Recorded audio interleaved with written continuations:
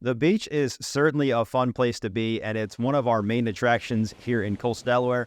But if you are one of those people like me who likes to load up a whole car full of stuff to enjoy your day on the beach from sunup to sundown, you may benefit from utilizing one of our state park beaches and our drive-on beaches. However, being able to drive onto the beach does come with some restrictions.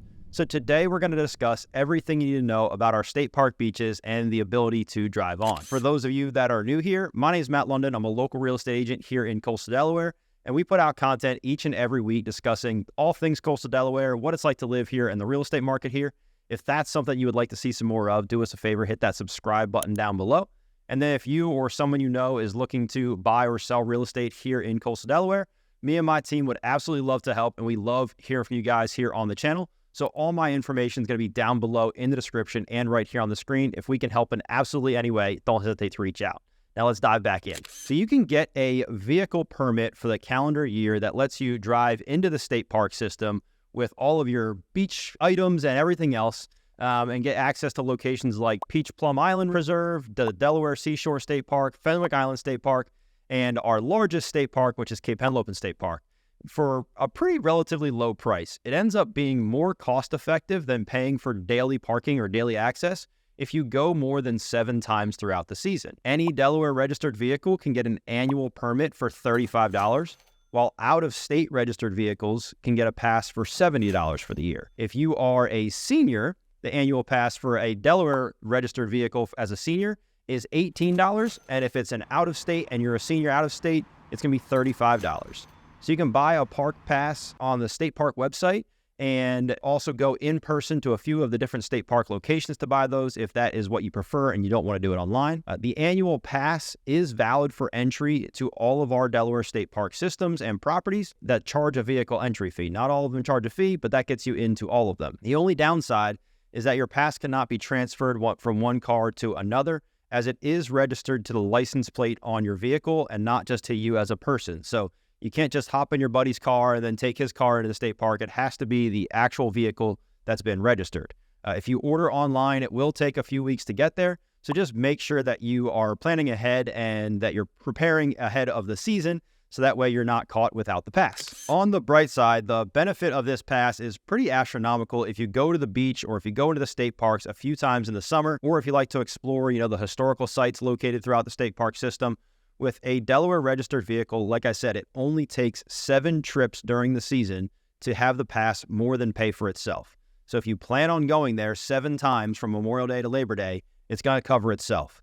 The only downside is that when the parking areas are filled to capacity at the state parks, they no longer allow entry into the park for the day.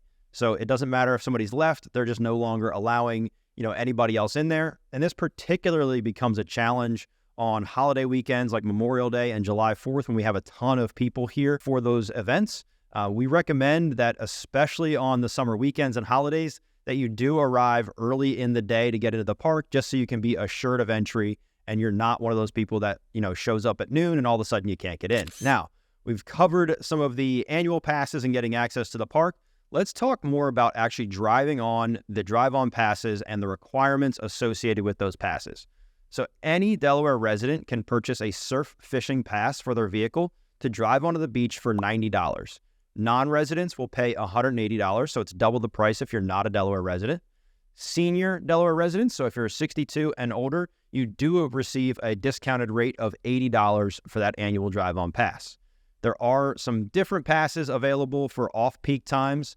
They do come at a reduced rate, but you can only utilize those Monday through Friday, Memorial Day to Labor Day. So you cannot use them on weekends and holidays. So if you're someone that wants to go on the weekends, you're going to need to get that $90 pass. Now, you may be wondering, why is it called a surf fishing pass and not a drive-on pass? That's because one of the requirements to drive onto the beach is that you must be actively fishing during your time on the beach. Everyone above the age of 16 needs a Delaware surf fishing license to be able to surf fish. However, when you have that drive-on pass for your vehicle, that serves as the driver's license to fish. A Delaware surf fishing vehicle permit, it's a special license plate.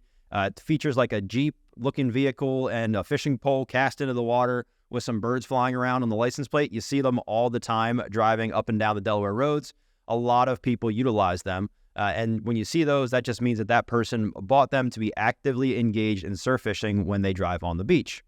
You will only be able to operate your vehicle over a dune crossing and onto the state park beach if you have that Delaware surf fishing plate.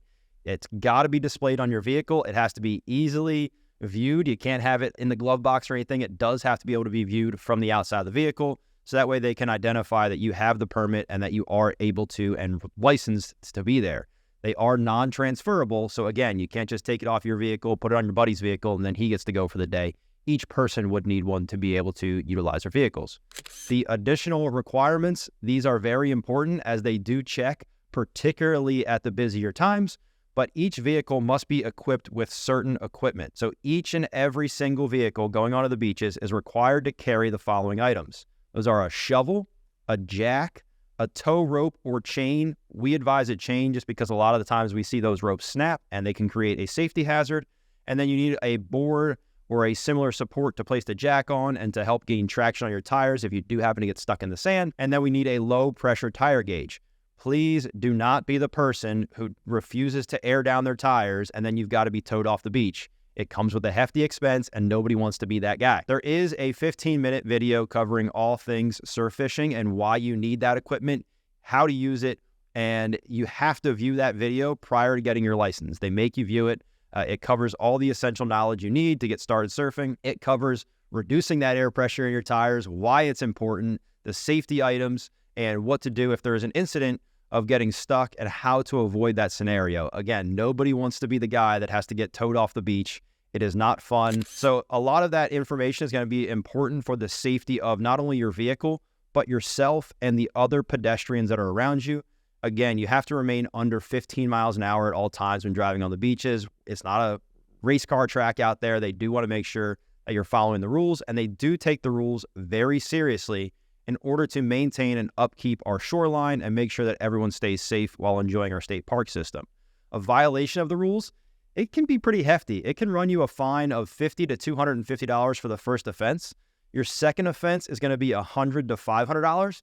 And then anytime you violate that and you get cited and permitted, they may actually revoke your state park regulations or your state park permit if you're not following their rules. So just make sure you do your research, make sure you're following the rules before indulging in the hobby, because there are way too many days in the summertime to be sitting, watching your friends, enjoying it while you're kicked out of the state park because you didn't follow the rules.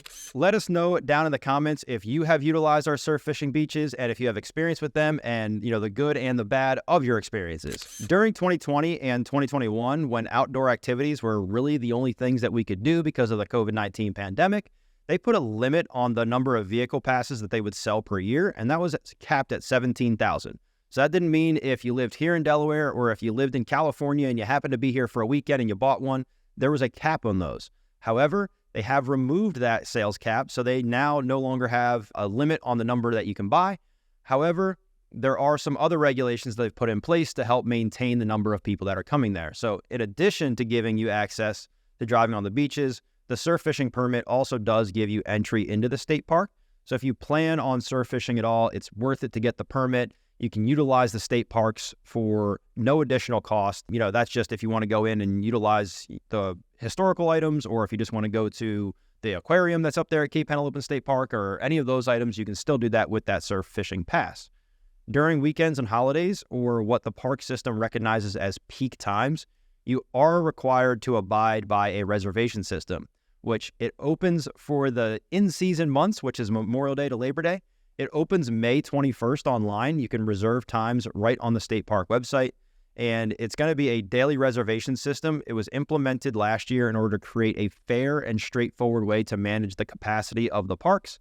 During our weekends and our holidays, when we're considered in peak times, again, that's Memorial Day to Labor Day, reservations are going to be required at all of our drive-on multi-use state park beaches. And the reservation system tracks the number of vehicles in order to make sure that there's not a overcrowding issue and that there's the right number of vehicles in that state park. The window for making those reservations starts on Tuesdays at 11 a.m. for the following Saturday. So you can't just go in there and book months in advance. They're only open for Tuesdays at 11 a.m. for the upcoming Saturday, where they will open to reserve for those surf fishing spots. They do close if all slots fill up. And then on Wednesdays at 11 a.m., that's when you can register for the upcoming Sunday of that week. And all of the remaining Saturday reservations will still be available on there if they haven't been filled yet. you can certainly go on there throughout the week. If the drive-on day happens to be a holiday, then Thursdays at 11 a.m. is when the reservation system opens up. I will tell you that these do typically fill up pretty quickly, so just make sure you're being proactive. All you need to do to place an online reservation is just go to the state park website, choose the date and the time, and input the surf permit number, your make and model of your vehicle that you registered with, and your license plate number, and you should be good to go, as long as the time that you're looking for is still available. Again, just a fair warning that these reservations are required and they do fill up pretty quickly, so make sure you set a reminder in your calendar just to go on there and take advantage of the reservation system. The reservations do come with a $4 cost, so you do have to pay $4 in order to reserve a time. That's just going to be for the holidays and the weekends. If you want to go during the week, there is no reservation system and there is no requirement to pay that $4 fee. Again, they're just trying to keep the number of people in check, because we have had a lot of people try and utilize these services that aren't necessarily actually fishing on there. They're just going up there for a beach day. So just know that part of the requirements is that you have to be actively surf fishing. Again, there are those off-peak permits that you can purchase at a reduced cost. However, they're not allowed or permitted on weekends and holidays to surf fish. That starts May 25th and runs until September 2nd. And there are no reservations for those off-peak times. So if you're looking for sometime during Monday through Friday, you don't want to be there, fighting traffic on Saturdays and Sundays to try and get in and off the beach, you can certainly get one of those off-peak permits. But if you plan to go there on the weekends, you would certainly want one of those ones that is going to be valid for any time. Again, and just utilize that reservation system. Make sure you're setting your calendar. That way you remember to do it, and that you're not getting there on a Saturday morning and they don't let you in the state park. That's going to do it for us today on our state park beaches, the surf fishing process, and what that looks like if you are interested in utilizing some of our natural resources. Again, my name is Matt Lunden. I'm a local real estate agent here in Coastal Delaware. We put out content just like this each and every week. If you took some value away from today's content, do us a favor, hit that subscribe button down below. And then if you or someone you know is looking to buy or sell real estate here in Coastal Delaware, we would absolutely love to hear from you guys, and that's what we help you with every single day. So all my contact information is going to be down below in the description and right here on the screen. Again, if we can help in any way, don't hesitate to reach out. I hope to see you guys next time. Peace.